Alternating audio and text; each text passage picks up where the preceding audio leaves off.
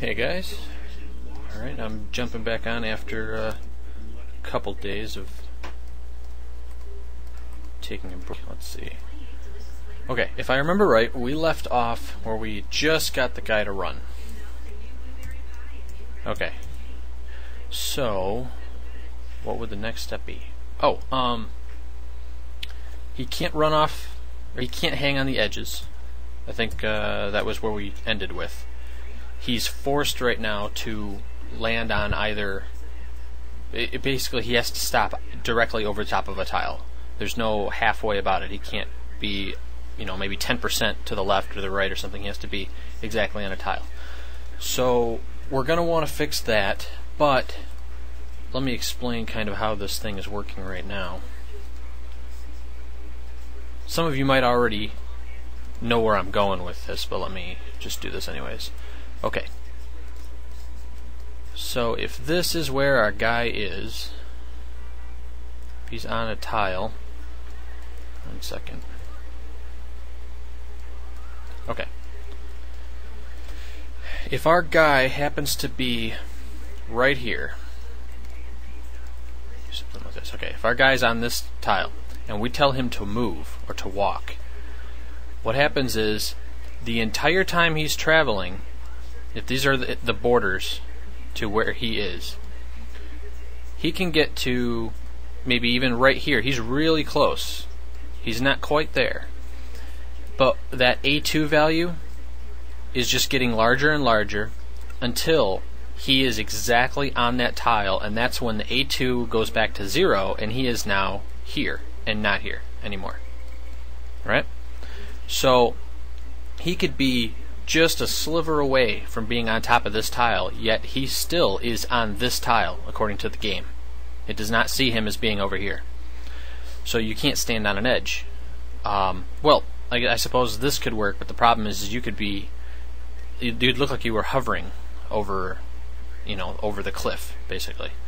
So going the other direction works the same way, where your guy could actually be, you could start off here and be moving in this direction, and again we keep track of the person based on the top left coordinate. So he could be, he could be all the way over here and you could see him floating out in the middle of nowhere, but because he hasn't quite reached it yet, it still considers him here. What we need to do is this. Okay. What we need to do, let's get rid of some stuff here. Okay. We need to say that while the guy is here, once he has not reached the end, but once he has reached the halfway point, right here. Once the guy has reached the halfway point, instead of saying that he has an A2 of, -20, that's him traveling.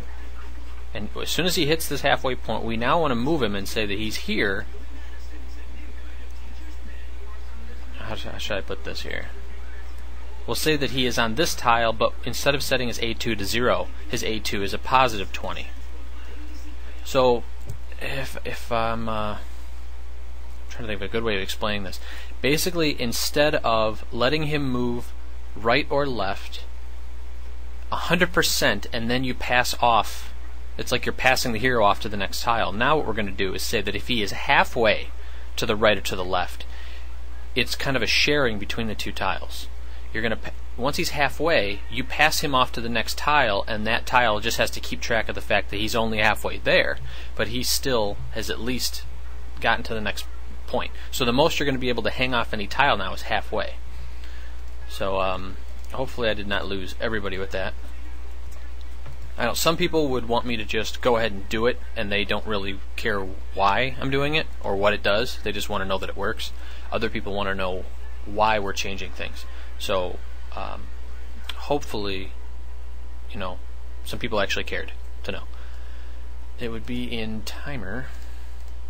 Okay, so as we're traveling here, we make it halfway across. Let's see, once animation was 4, it went back to 0. Let's see, how are we going to do this?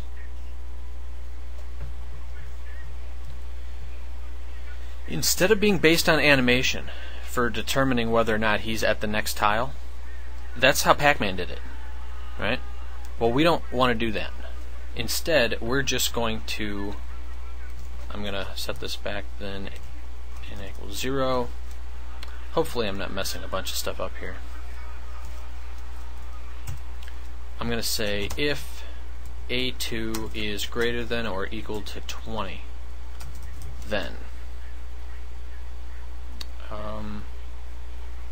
A equals A plus 1. I might not need those lines underneath, but I'll get to them. A2 equals negative 20. Actually, I've got to say greater than.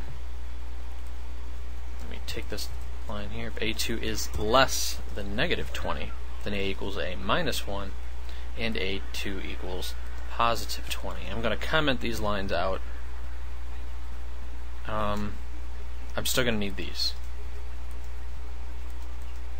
And I don't need this end if because it's not a block if anymore. Let's give this a try. Now notice, with that change, I can now walk just a tiny bit. Okay? Hopefully you guys are noticing the difference.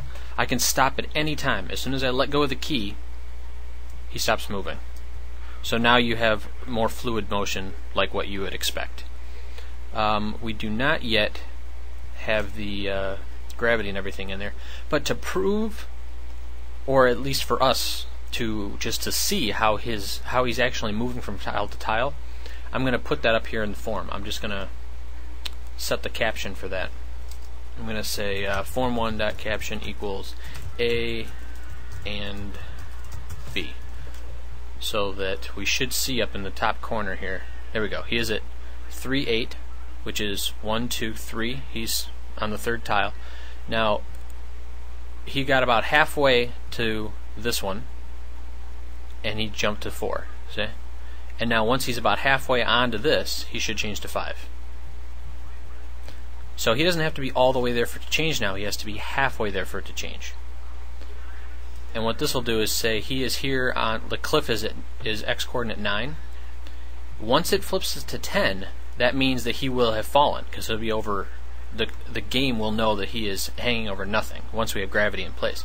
But I want to test this to see how far we can get him over the edge before it hits 10. So basically, you can get up this here after tapping it real quick. This is as far as your guy could hang over the edge without falling. And you know what? It's not perfect, but I could see that being pretty close. I mean, it's pretty good for what we're planning on doing. You want to be able to hang over an edge a little bit. So that's what it'll look like. Now, if you were here, you'd fall. And let's add in some more stuff. Let's see. What are our other actions? We've got ducking, right? We've got jump. I'm going to skip jump right now and go to crouch. Crouch is much easier, so I'm just going to toss that in there. Down key. We're going to have to go into picture 1's key down. We're going to do the same kind of thing. If key code equals 40, then down key equals 1. Action equals 3, which is to duck. And then if key code equals 40, then down key equals 0. Action equals 0.